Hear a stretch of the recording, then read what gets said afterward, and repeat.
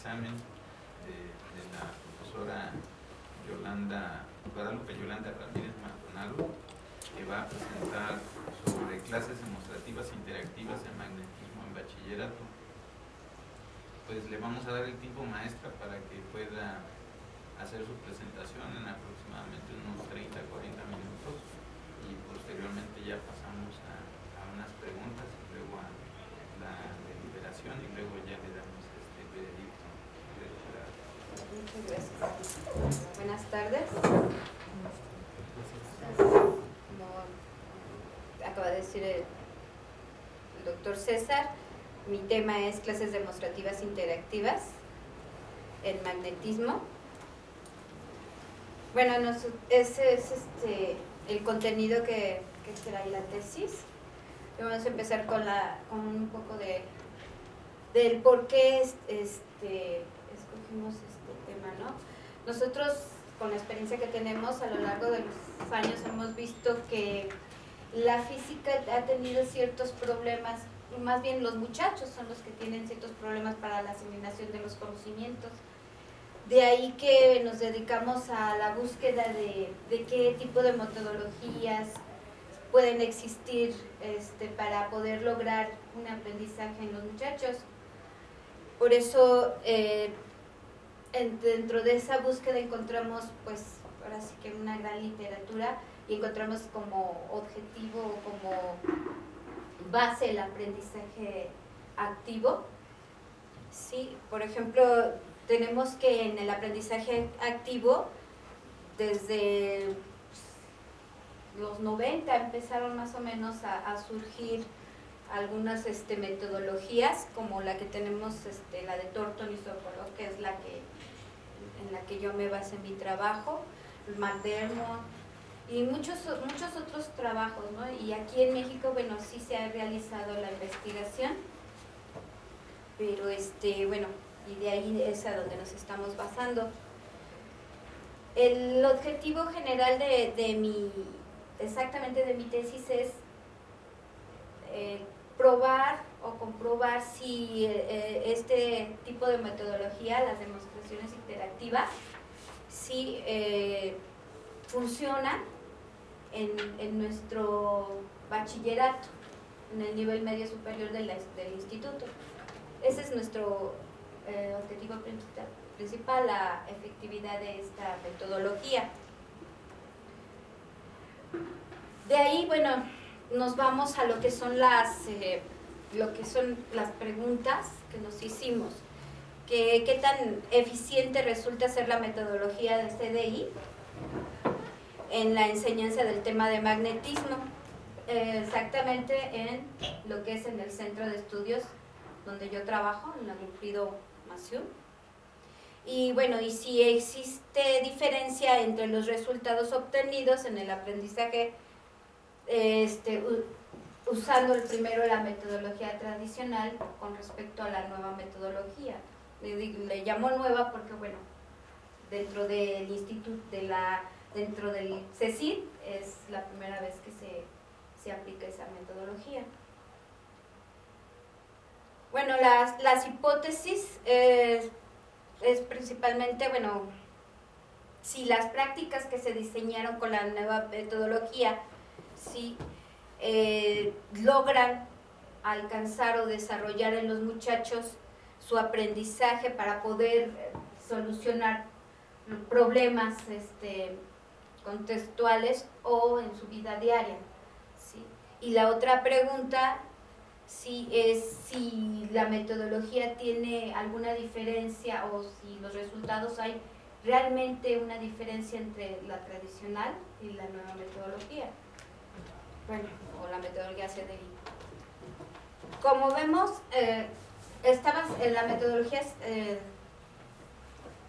CDI está basada en el aprendizaje activo, donde sabemos que los muchachos no van a estar siempre sentados asimilando los conceptos, sino que deben de estar interactuando entre ellos mismos y con todo lo que les rodea en un aula, ¿sí? Para esto, bueno, yo coloqué aquí una definición de aprendizaje, pero más que la definición es ver el objetivo de la palabra cambio, ¿sí? El cambio aquí es fundamental porque si no hay un cambio entre lo que es el muchacho cuando llega al salón de clases y después de que sale, entonces no hay un aprendizaje. Por eso para mí esta definición dice cualquier cambio relativamente permanente en el comportamiento que ocurre con el resultado de la experiencia es fundamental. Vuelvo a repetir, cuando un muchacho entra al salón de clase y después de que sale, que se le ha enseñado los conceptos, si no hubo ese cambio, si no lo asimiló, entonces no hubo un aprendizaje. De ahí que nosotros encontramos que existen diferentes teorías de aprendizaje. Estas teorías intentan explicar precisamente cómo estudian los muchachos. Que no es mi tema, pero bueno, nosotros tenemos que tomar en cuenta estas teorías, ¿no? Como el conductismo, que fue una de las primeras teorías que se empezaron a tener ahora sí que a principios del siglo XX, sí, la conductismo y el constructivismo, que se podría decir que el aprendizaje activo se puede basar en algunos conceptos del aprendizaje activo, ¿sí? De ahí que surjan también las estrategias de aprendizaje, porque nos hemos dado cuenta que los muchachos no aprenden todos de la misma manera o con el mismo método. De ahí que son las conductas o pensamientos que facilitan el aprendizaje. Todos los muchachos, cada uno de ellos, tienen su propia personalidad, su propia forma de aprender, y a eso le llamamos estilos de aprendizaje. Y después de ahí vemos que de ahí vamos a tomar ciertas estrategias para cada uno de ellos, ¿sí? Que bueno, es lo fundamental de esto, saber con qué los muchachos pueden aprender mejor, con qué estrategias. De ahí, bueno, nos vamos a lo que son las ideas previas. Todos llegamos al salón de clase. Digo todos porque yo también llegué en algún momento al salón de clase con ciertas ideas que traemos desde la casa o de nuestros medios ambientes. Y entonces eso es muy difícil que el muchacho lo cambie, ¿sí? A esto es lo que, de un fenómeno que sucede en la naturaleza, si lo ponemos a que no nos expliquen, bueno, pues físicamente a lo mejor no está bien explicado, pero esa es su idea previa, ¿sí? Es lo que ya trae el muchacho, con lo que ya viene, con lo que nosotros tenemos que trabajar, ¿sí?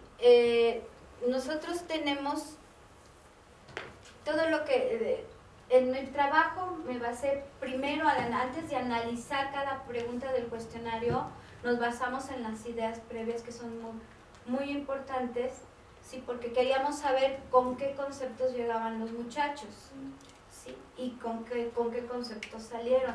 Las ideas previas no nada más se llaman así, sino también reciben como preconceptos, ¿sí? Tienen varios nombres y bueno, algunos autores los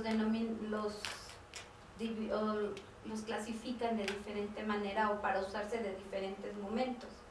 Sí, bueno, principalmente, bueno, yo me basé esto de las ideas previas en mi tesis, en la tesis de Diana, que a eso se refiere, ¿no? Principalmente. Y bueno, en colaboración con el doctor César. De ahí nos vamos al surgimiento, después de todas estas teorías que mencioné al principio, nos vamos al surgimiento del aprendizaje activo. Existen en la actualidad asociaciones, congresos internacionales, talleres, que ya hablan de ese aprendizaje activo, ¿sí? Y que, bueno, nosotros retomamos algunas de esas cosas de la poquita experiencia que hemos ido a los congresos y eso, tomamos algunas de esas cosas para incluirlas en nuestra investigación. El aprendizaje activo son metodologías que consisten en un conjunto de técnicas o estrategias para enseñar la física, ¿sí? Lo que le llamamos AAF. En este caso, como decía, nos fomenta el aprendizaje colaborativo, ¿sí? Y que es donde se liga un poco con lo que es el constructivismo. Y bueno, tenemos nosotros que a lo largo de los años pues se han creado ciertas diferencias entre el aprendizaje tradicional y el aprendizaje activo, que esta tabla nos los demuestra, que ya es conocida por todos nosotros. De ahí que dentro del aprendizaje vamos a tener un ciclo de aprendizaje, que lo llamamos el ciclo POST. ¿Por qué? Porque en este ciclo primero vamos a intentar que el muchacho prediga qué sucede en un experimento. Una vez que ya tenemos de un grupo todas esas predicciones, lo vamos a hacer que observe ese experimento. Después de que lo observa, ¿sí?, entre ellos mismos que discutan si estaban o no en lo correcto en sus predicciones, para que al final logren ellos llegar a una conclusión o una síntesis de ese experimento que están relacionando, ¿sí?, con su discusión, ¿sí? Ese es el ciclo de aprendizaje llamado POST, que se usa principalmente en el aprendizaje activo, ¿sí?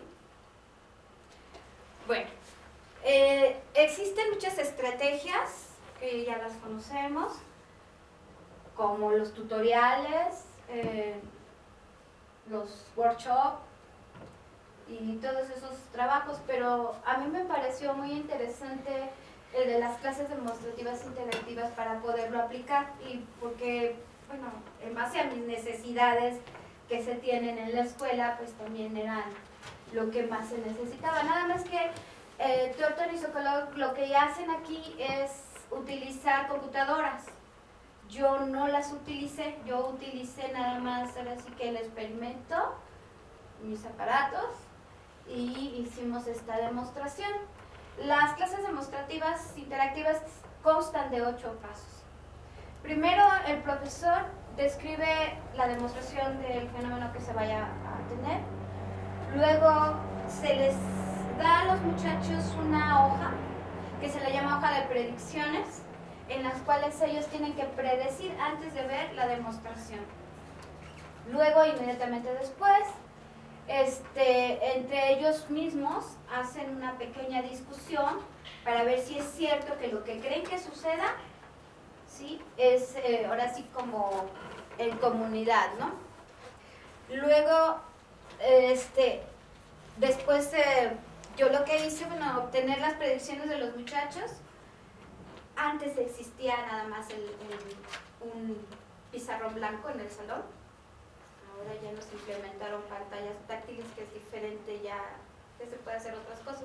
Pero cuando yo tenía en 2010 esto que hice, pues nada más escribir, ¿no?, las predicciones más frecuentes de los muchachos.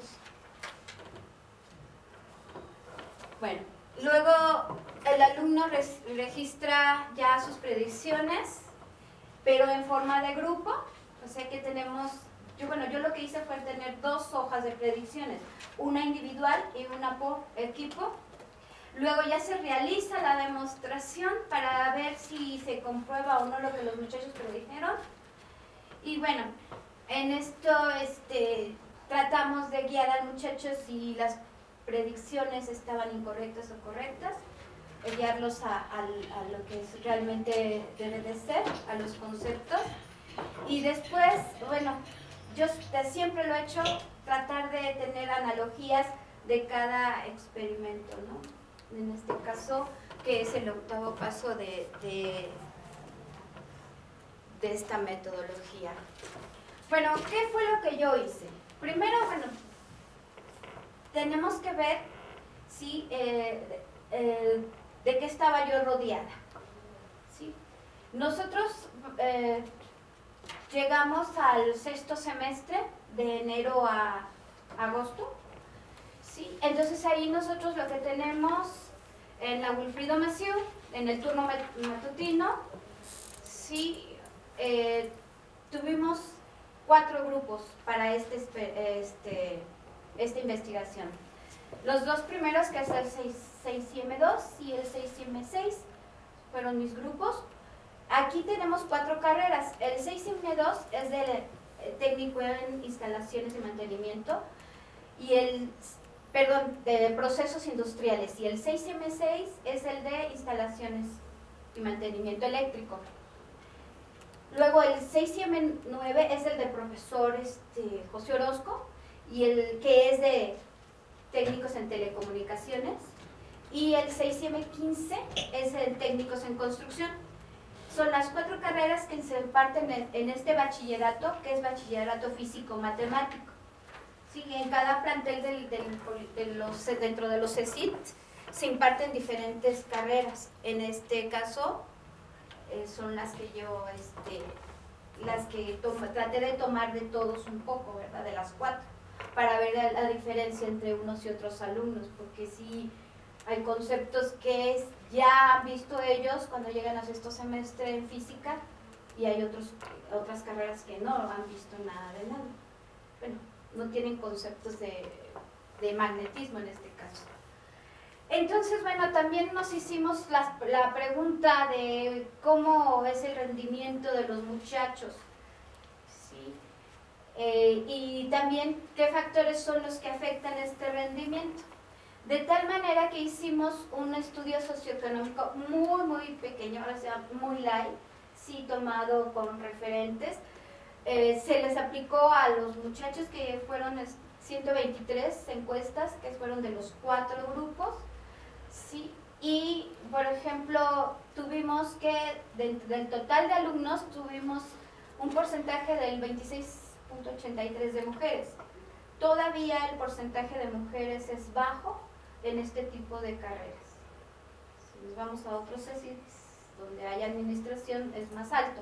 Pero en este tipo de carreras técnicas sí todavía sigue siendo el porcentaje de mujeres bajo. Ese sería uno de los factores, sí, que podríamos tomar en cuenta. Otro de los factores es el nivel socioeconómico con los que cuentan los muchachos.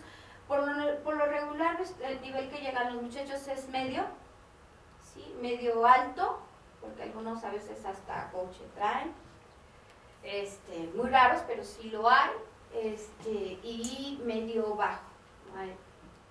Hay muchachos que a veces no tienen ni para el camión, entonces sí nos vemos enfrentados a que hay una diversidad en la escuela, que unos sí tienen dinero, otros no, y bueno, eso también es un factor muy importante para el aprendizaje, ¿no? O el rendimiento académico.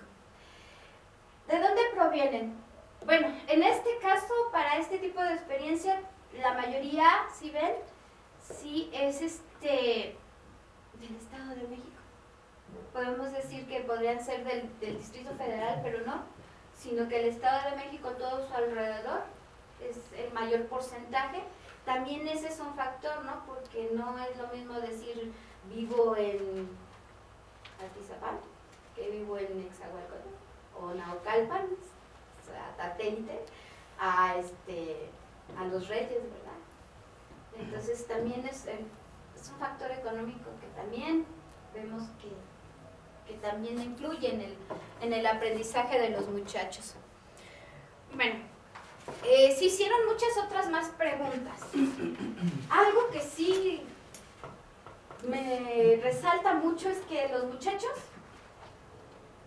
casi el 100% tenían celular, porque fue una pregunta que se les preguntó. No importa el celular, o sea, del más viejito hasta el más nuevo, pero todos casi tenían celular.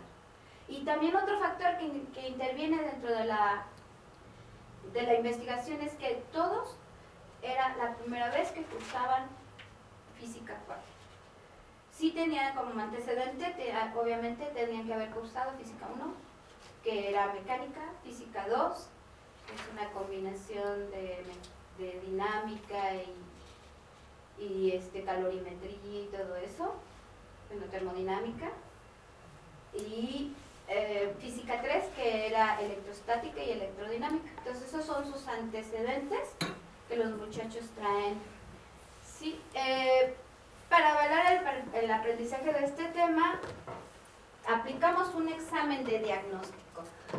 Este examen de diagnóstico es muy especial para mí porque me costó mucho trabajo junto con el profesor Alfredo, bueno, el doctor Alfredo, porque, bueno, hay muchos cuestionarios, pero no específicamente que cupiera dentro de los objetivos de la materia de física 4 para el vocacional o el CECID, más aparte que cumpliera también con los objetivos de esta investigación. Entonces, buscamos una serie de cuestionarios. Principalmente el cuestionario en el que nos basamos fue en el de Malone, ¿sí? Que bueno, él tiene electricidad y magnetismo, empieza por la electricidad y termina con el magnetismo. Las principales preguntas de este cuestionario son de él, y también agregó ahí los donde más obtuvimos las demás preguntas, ¿no? Bueno,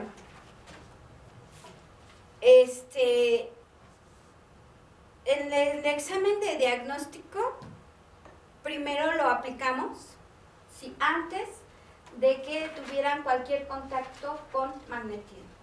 A los 4 grupos se les aplicó antes de todo, ¿sí?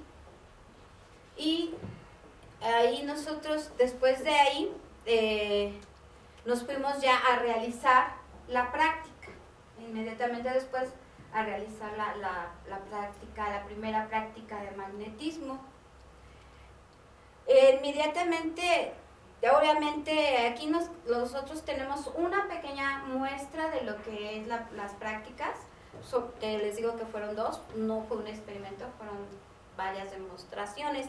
Aquí en este caso teníamos nuestros imanes, y bueno, los muchachos lo que tenían que ver es ver el tipo de fuerzas que hay entre ellos, ¿sí? Entonces,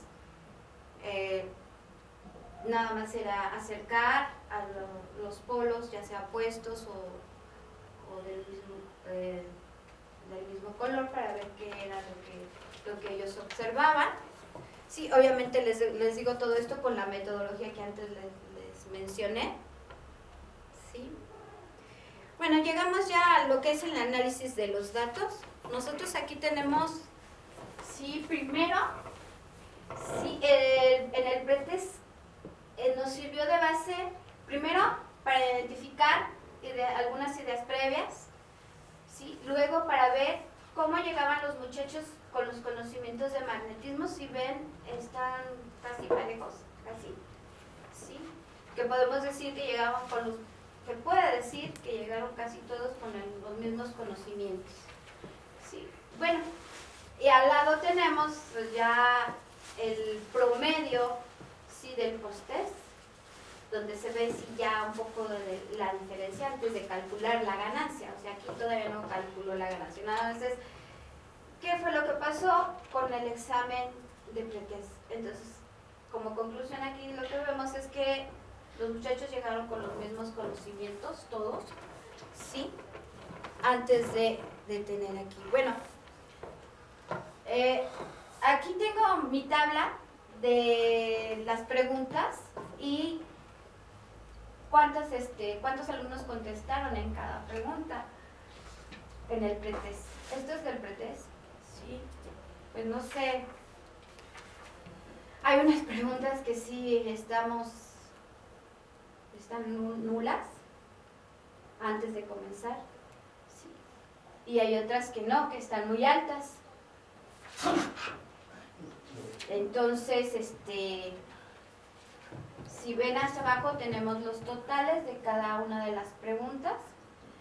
Y bueno, por grupos también fuimos bien. Están el número de alumnos que se obtuvieron. Aquí sí se aplicó a más alumnos esto, pero por cuestiones de que, por ejemplo, al principio llegan todos y después hay un examen extraordinario a título que hay ahí, y si no pasan ciertas materias los muchachos se van, o sea, ya no los inscriben, y entonces sí, al hacer el post-test, que fue en ese lapso, bajaron algunos alumnos, ¿sí? Entonces por eso los que hicieron el pretest y después el post-test fue los que tomamos de cada grupo, en este caso, porque sí es, en la escuela de veras es impresionante cómo entran un montón, pero a la hora después de hacer el examen, entra como con un cuadernito como carta condicional, hacen el examen a título de todas las materias, después de ese, y sigue la inscripción, y baja considerablemente el porcentaje de alumnos. Entonces sí es otro factor que debería de tomarse en cuenta para este tipo de estudios. Bueno, para poder calcular el aprendizaje de los muchachos, nosotros aquí utilizamos el factor de Hay, ¿sí? O ganancia relativa de aprendizaje conceptual. Sí, es la que más le tenemos confianza, ¿no? Bueno, vamos a ver algunas preguntas como ejemplo. La pregunta 3 habla de una canica que es de hierro, ¿sí? Y lo que nos piden es que si está cargada eléctricamente, ¿sí? Pero, sin carga eléctrica, perdón, pero magnetizada. Nosotros lo que podemos físicamente saber es de que es una canica de hierro, pero si alrededor no se induce o no hay un campo magnético alrededor con un imán o lo que sea, esta canica pues seguirá siendo de hierro, pero no tendrá ni campo eléctrico ni campo magnético. Sí. Por lo que vemos aquí en esta gráfica, sí, aquí hay algo muy importante. Bueno, mis niños, que son del grupo 2 y el grupo 6, sí llegaron a tener una ganancia alta, sí entendieron que pues aunque sea una canica, pero pues no tiene carga. Entonces nada más puede ser que esté magnetizada, pero no con carga. Entonces obtuvimos una ganancia del punto 8 y el punto 86 respectivamente. Pero después al hacer el contraste con los dos grupos que tenemos de control, sí, en uno obtuvimos una ganancia negativa. ¿Sí? Esta ganancia negativa se refiere, primero fue muy baja su aprendizaje, pero se refiere a que contestaron mejor en el pretest que en el posttest. ¿Sí? Es uno de lo que sucedió aquí en esta pregunta, sí, que sí tenemos nosotros aquí una ganancia negativa, ¿no? Bueno, aquí tenemos otra de las preguntas que también parecen interesantes. Aquí lo que queremos saber cuál es el campo magnético o el espectro magnético alrededor de un imán. Los muchachos, no sé si esté bien o esté mal, pero relacionan mucho el espectro que vieron en Física 3, en cargas puntuales de diferentes formas, ¿sí? Entonces ellos probablemente lo relacionen. De ahí que la mayoría, o todos, más bien todos los grupos, sí tuvieron una ganancia alta.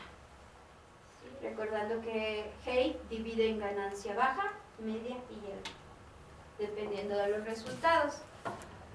Sí, bueno, por último, sí, aquí miren, tenemos dos alambres. La corriente circula en el mismo sentido, nada más que el uno es menor que en el otro. ¿Sí?